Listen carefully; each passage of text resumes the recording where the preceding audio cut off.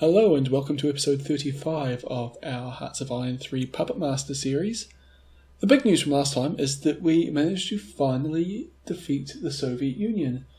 Unfortunately things went a little bit wrong, so they weren't able to become our puppets, but we did manage to puppet Lithuania and Persia just after the finishing the war with the Soviets. And well, this episode we're going to keep on just expanding by gobbling up a few of the smaller countries that are left in Europe until our non-aggression pact with the Soviets ends. So let's see how it goes. You see me here just building a few more units because I can now, because I have some manpower spare, which is the first time in ages I've actually had manpower sitting around. But I'm putting it to good use, putting a few more infantry divisions. Well, as you can see here, I'm going to go attack Latvia. I don't expect this war to last very long, especially since I'm on top speed. And there we go. So Latvia's become our newest puppet, and I'll move my forces forward to Riga. Not Riga, Estonia. Well, they will eventually be going to Riga, but Estonia for now. Well, yeah.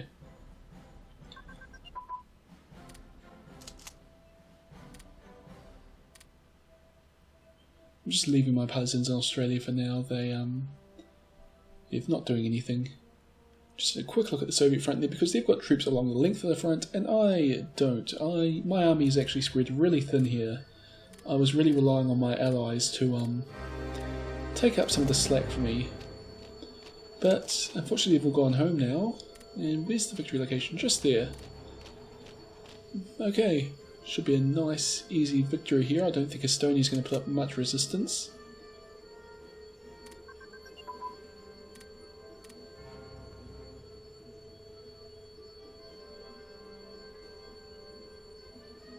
And there's Estonia. So, 2 more puppets, and we're about 2 minutes into the video, so that's a good rate of puppeting. Move the SS Corps into a position to attack Finland now. And of course I've actually conquered all these countries without inflicting very much in the way of casualties on them, so they're still going to have a nice large army to help me fight the Soviets when the time comes. My allies aren't doing well against Ethiopia or South Africa though. And we don't need to set Tehran as an objective anymore. So hopefully these guys will go and fight Ethiopia now, or something like that.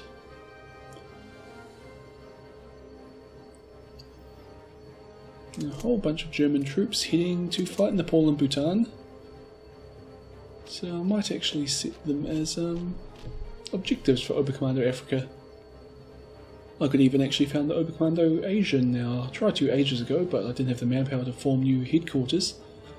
I do now, but I don't really think it's that necessary.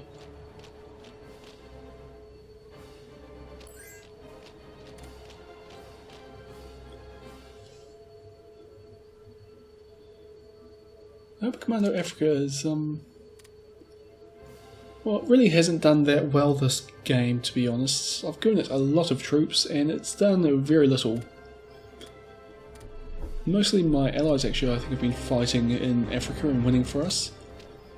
But anyway, going to war with Finland now, and basically just get my SS Corps to charge around and go through all the objectives, and then I'm just going to leave 1 division to guard each one, just to prevent the Finns from taking it back.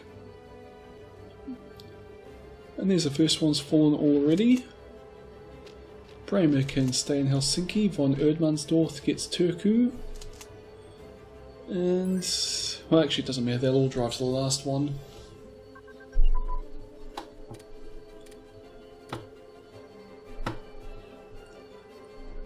And Helsinki's fallen, and we defeated the Finnish fleet.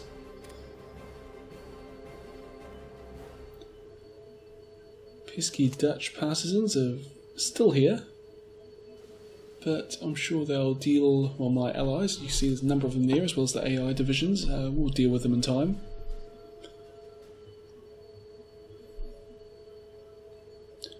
Okay, Finland will fall very soon, just got to drive north to Vasa.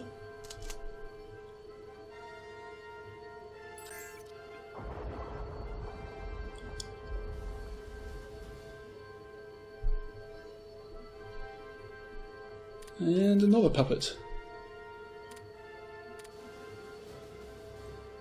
Soviet Union, it won't tell me how far away they are from surrendering.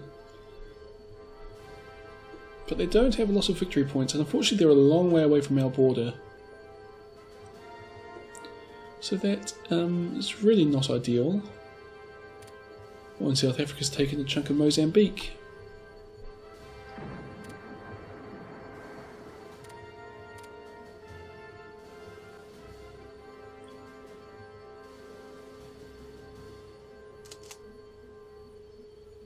Okay. So I'm thinking Turkey now. Other side of the continent, but it's actually the last spot in Europe that I don't control. Or myself or one of my puppets. So it's kind of the obvious target here. I mean, especially since I hold kind of Syria and Iraq. I'm actually wasting a lot of industrial capacity at the moment, but I've only got, well, 93 manpower I suppose is a fair bit, but I'd rather save up a bit of manpower for my war against the Soviet Union that's about to come. Turkey's trying to get in our faction, but I won't let them. Basically, I'm the only country that's allowed in my faction. And oh, I've paused the game. Why have I paused the game?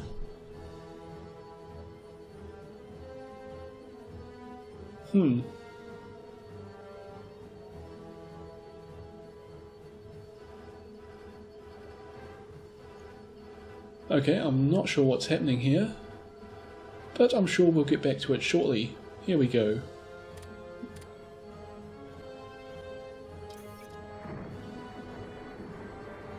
Some more troops already, but I have them set on auto-deploy, so they'll just join over Commando Europe. Partisans. Kind of an issue, medium tank reliability. It's good. I'm kind of just ignoring my technology at the moment. I've basically said to research everything I want. And a lot of them are ahead, a lot of them are behind, but at this point there's not really... Oh, I suppose the United States could still challenge me, but even then probably not. Especially once I take the Soviet Union, which I expect I'll do as soon as this non-aggression pact finishes. I don't think there's really anybody that could actually challenge me.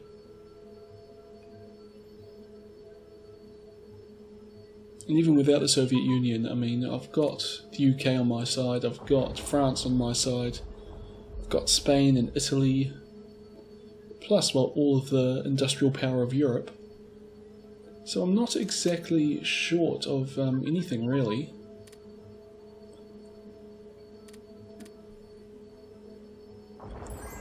Okay, my SS troops are getting in position. I could actually start building more SS divisions now, but what's the point?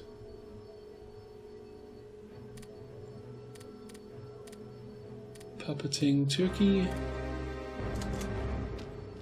Go to Istanbul. And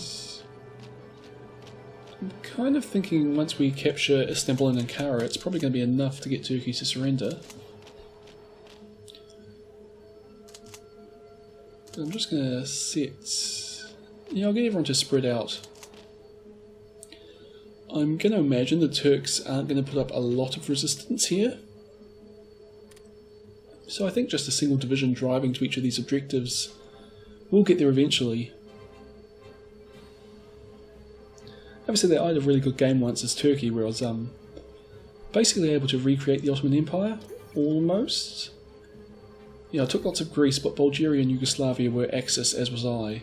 But I also managed to take like all of North Africa and a lot of well, Iran and chunks of India. It was actually a really fun game, but so there is potential in Turkey, but it's kind of a hard one to play. Anyway, this war's going well. They're advancing into Syria, but we're advancing into Turkey from the Caucasus, and we've just conquered Istanbul. And, well, as I say, they're not really putting up much resistance to my SS troops. It's really just kind of a matter of time here.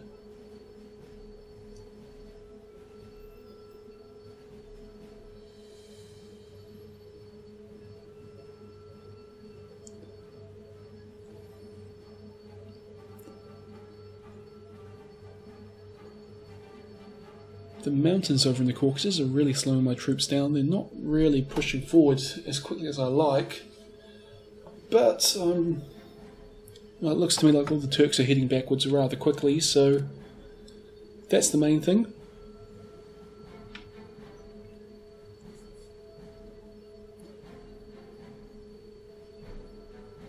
You can see my SS troops starting to fan out a bit here.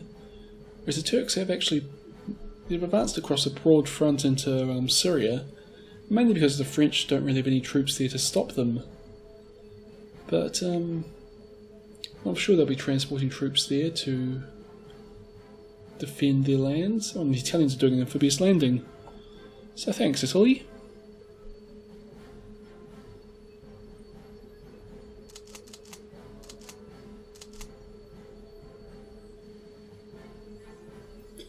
Only a few provinces to go till we're at Ankara.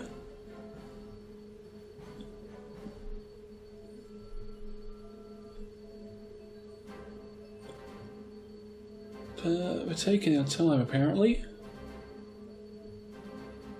I mean, this isn't exactly the greatest terrain for, panzer divisions. But still they seem to be going quite slowly. Oh, there we go, we've captured Dulce. So, good.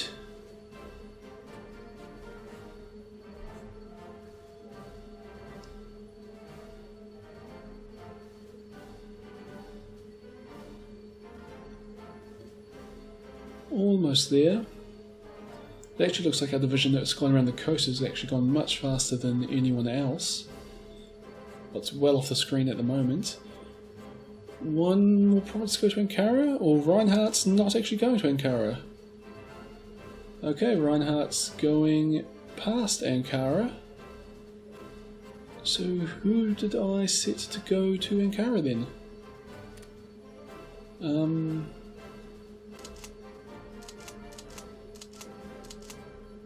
That guy, Bremer, who's way back behind.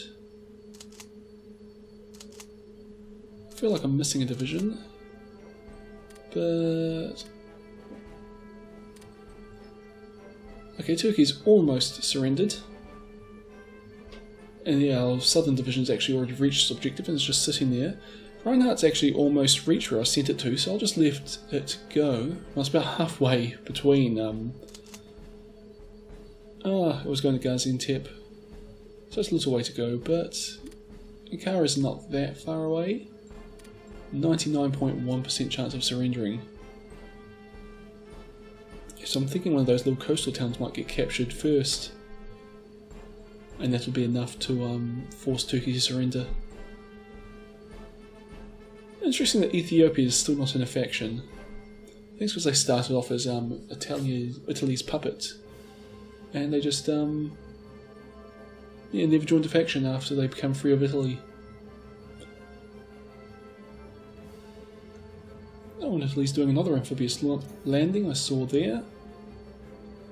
Yeah, I'm producing a lot of convoys and industrial capacity, but there's a few infantry units in there as well. And yeah, I've got near enough to all the strategic resources, so a lot of bonuses.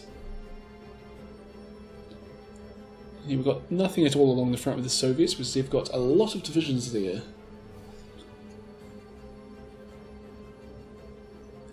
I'm kind of very reluctant, well, reluctant's not the right word, disappointed, let's say, that I've had to give the Soviet Union a breathing space because, well, they're using this time to build up their manpower strength. Well, probably not actually, they're probably using this time to get some soldiers back to their frontline divisions.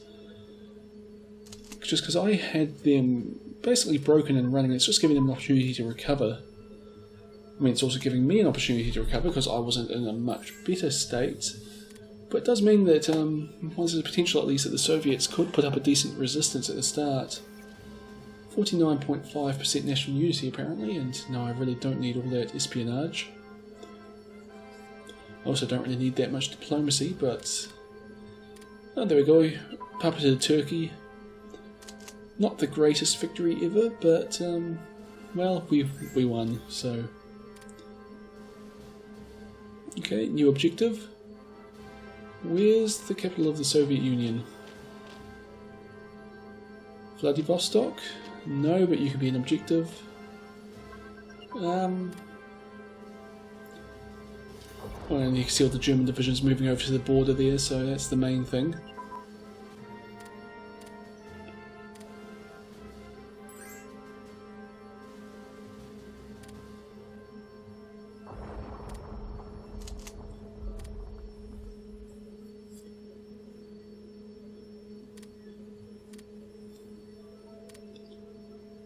Vladivostok's got 10 points, 3 points there, 1 point. I'm just going to have a look around and kind of get a feeling for where the victory points here lie. And it's pretty clear they're all actually in the Far East. So it's going to be a very, very long drive for my panzer divisions across the length of Siberia before I actually get to any decent objectives. I'm actually looking from the numbers. It's probably about half their victory points are Vladivostok. So if they are at around 50% national unity, it's going to be either I capture Vladivostok or I capture everything else. So, yeah, this would be a good time for a naval invasion. But the thing is, I've still got to maintain my land border with them anyway, with the Soviet Union that is anyway, so oh cool, we've been doing a few naval invasions here in against the Netherlands. So I'll set a few of these as victory points and hopefully we can take some land off the Dutch. And actually I might as well get Oberkommando Africa into a bit of a island hopping campaign here, if they are at all keen. Just invade New Zealand and Australia. Should really just leave Canada as the last remaining enemy of mine, actually. If I could pull it off. But there is still a way to go. And the Netherlands are a government in exile, so they're not going to actually surrender. I'd have to occupy their whole country. Which is a bit of a shame, but it's the way the game works.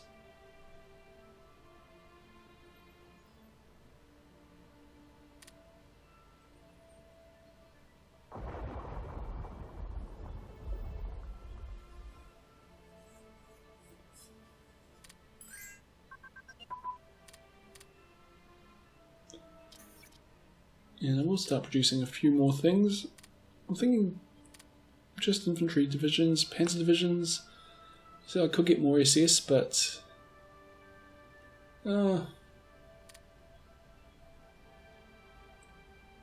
should I?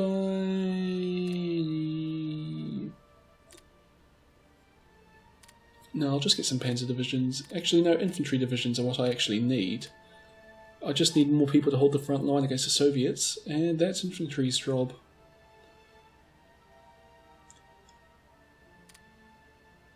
I mean, as you can see here, I've sent my troops to the front, but it looks like they've all gone to the south. And the northern half of the front is completely undefended by Germans at all. So there's obviously a bit of a division shortage here. I'm assuming once my allies start heading east to fight the Soviets, that will end. But of course, to break the non-aggression pact, I've actually got to have more troops on the border than them, or wait a very long time. So I do want to build up against the Soviets as quickly as possible here, just so I can declare war on them as quickly as possible.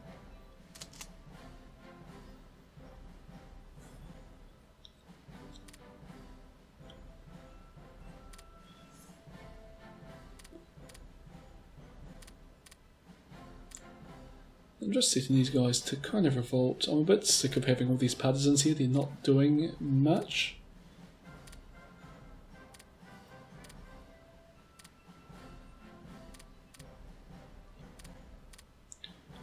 It's such a pain to actually have to go through and click on all these.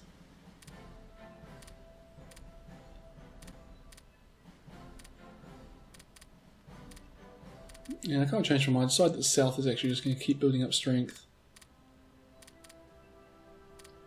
But the north can keep revolting.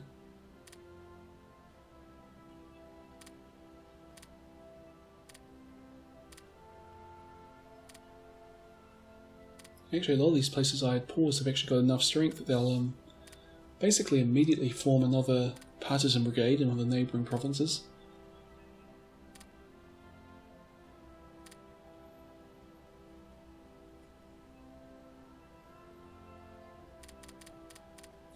And there's a nice little revolt in North Vietnam.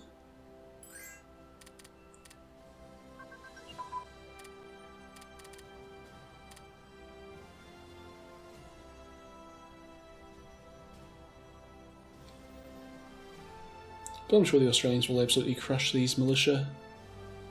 It's really just a hassle for them rather than anything serious. And here there's not actually a lot of German troops back in Germany. They are basically all on the front line, so that's what my main army's been reduced to. I disbanded a lot of troops to fix my manpower problems, or a lot of divisions really to fix my manpower problems. So let's actually see Allied army comparison.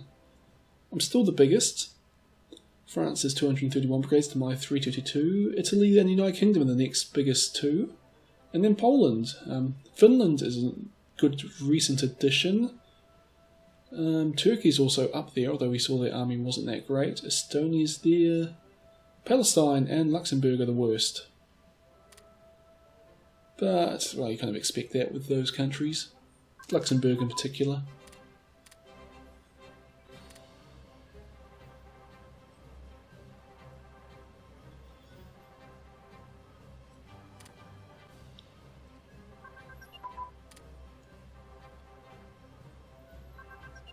I need 200% of their troops along, or their brigades along the border, and I've got 47%. So that doesn't bode well for my war against the Soviets. And I've got a bunch of troops here fighting Nepal. And we're doing pretty well against them, to be honest.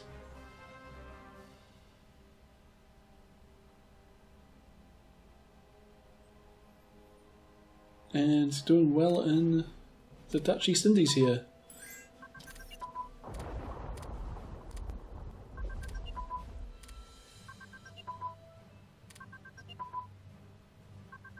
Yeah, I've already got the puppet goal here. Oh, lots of industrial capacity to deploy. And I'm just going to kind of chuck it down in random in Russia. Just because I kind of don't care that much, to be honest. I say at random, it's basically all going into the same general area in the north of Ukraine. Maybe the south of Belarus there. There we go, a few different spots. But then back to where I used to have it. And I need to build a few more things. Yeah, more infantry. I just need more brigades on the front line here. 10 more divisions. And we're back to having 9 manpower, but as I said, I need the brigades on the front line.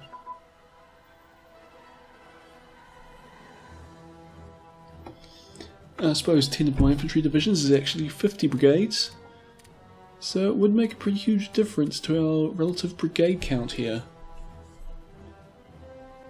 Although really, if I was being smart, I should probably be using smaller divisions to cover a wide area of the front. But I like having big divisions. Makes everyone, or every division, very powerful. Which is very important when you play in, generally when you've got limited front lines.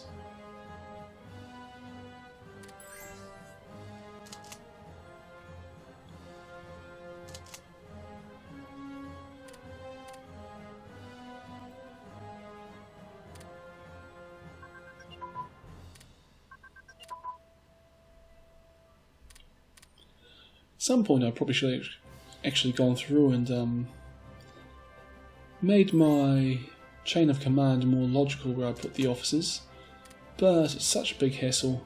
Actually, something I learnt recently, and it's actually a stupid thing to learn since, well, the next game in the series is coming out in like less than 2 months, but apparently the grey icons in the commander's traits, by which I mean Trickster and Old Guard, they're actually greyed out because they don't affect units in subordinate commands, they only affect troops under your direct command. So, for instance, a divisional commander with Trickster will get the Trickster ability, but a corps commander with Trickster won't pass that ability on to any of its subordinate commanders, which is actually really good, mainly because I've been trying to avoid Old Guard as much as possible by giving those commanders to like divisions, thinking that way they'd affect as few troops as possible. Apparently no, you just chuck them in high command and they don't affect, or they don't pass that attribute onto any troops at all. And likewise, you don't want to give Trickster to a high level, make a Trickster commander high level, because you lose the Trickster ability, which is actually a pretty good one. So yeah, something I learnt about this game a few months before it's been superseded. And I think it will be superseded. I don't think I'm going to come back and play this much at all once Hearts of Iron 4 is out. There's just so much about Hearts of Iron 4 that looks way better than this game. I mean, I've talked about a few, the Chain of Command just then. I just like lots in Hearts of Iron 4 compared to this. It's taken a lot of the annoying things out of Hearts of Iron 3, but seems to have left the basic idea of the game intact. I do actually have fun playing Hearts of Iron 3. Yeah, I do, even though there are bits of it that I just end up not doing, like making sure my generals are in the right spot. And as you see, I've automated huge chunks of what's happening here, just because I don't really want to have to deal with it. Anyway, nothing much is happening. It's mostly, well, watching my troops take over Nepal and Bhutan, but I haven't actually contributed much of anything to this battle, other than just watching occasionally. And so I'm really just trying to build up troops along the Soviet border so that, yeah, we can conquer them. Managed to puppet Nepal there. So Bhutan is the only... Actually, it's the only country in Eurasia that we're still at war with. Oh, I suppose you have to count those Australians holding in Indochina. And you've still got all the Chinese states we haven't puppeted, and the Soviet Union, of course. Oh, and Siam. So there's a few states in Eurasia that we still have to deal with. Oh, and Japan as well, since they hold Korea and Manchuria. Oh, and Afghanistan. I haven't done Afghanistan yet. I should probably get onto that at some point.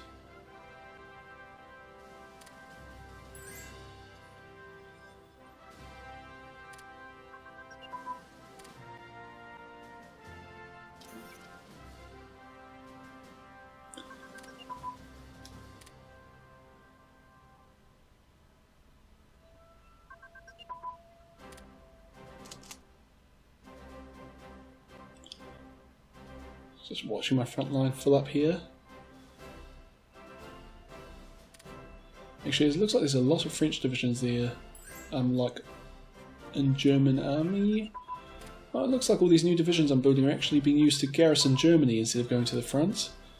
Not what I'd use them for, but it's not the worst thing. And oddly enough, France doesn't seem to have a lot of troops here.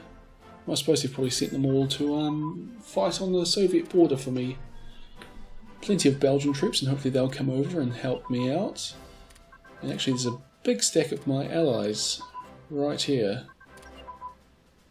And all these technologies keep popping up.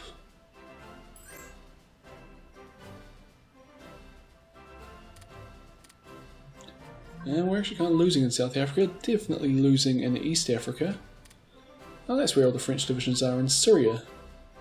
So that's kind of close to the Soviet front line. And of course we've got Persians in Persia with some German troops backing them up. And oh, we've actually got lots of manpower now, so we get another 10 infantry divisions. I really don't need all these convoys and escorts, but they are soaking up my industrial capacity. Of course, if I got rid of them, I could just start churning out manpower infantry divisions, but I don't actually have the manpower to do so. I'll get a couple of ships just to help me fight the Americans. And the Japanese, should the need arise. Well, it will, because I want to puppet them.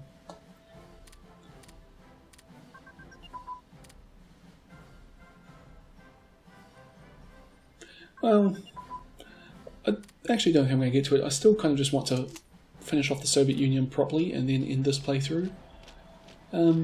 Which means I'm probably not really going to get an opportunity to do the United States and Japan. Might get onto China. No, even then, probably not. I'm probably going to deal with Bhutan here right now. And then push forward into Siam and take Indochina back from the Australians.